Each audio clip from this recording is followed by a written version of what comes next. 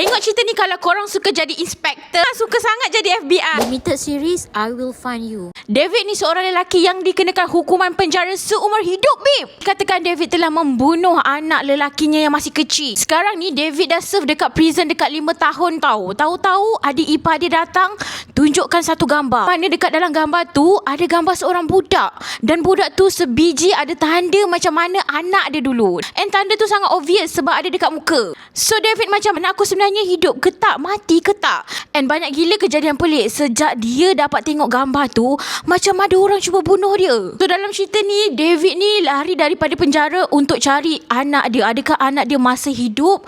Dan kalau masih hidup, siapakah budak yang mati dekat rumah dia tu?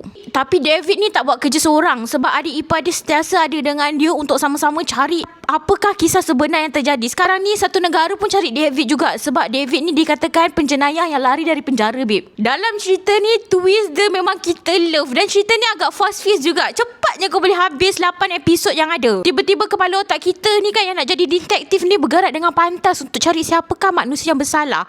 And siapakah manusia yang bersalah tu, kadang-kadang orang tu memang dekat dengan kau. Nak teka pada awal, let me know dekat comment section. Benar tak tekaan kau? Siapa yang dah tengok cerita ni, let me know dekat comment section. Kalau memang suka cerita-cerita detektif macam Good Boy Go to Heaven, this is definitely for you, okay? Dekat Netflix sana boleh layan. Okay?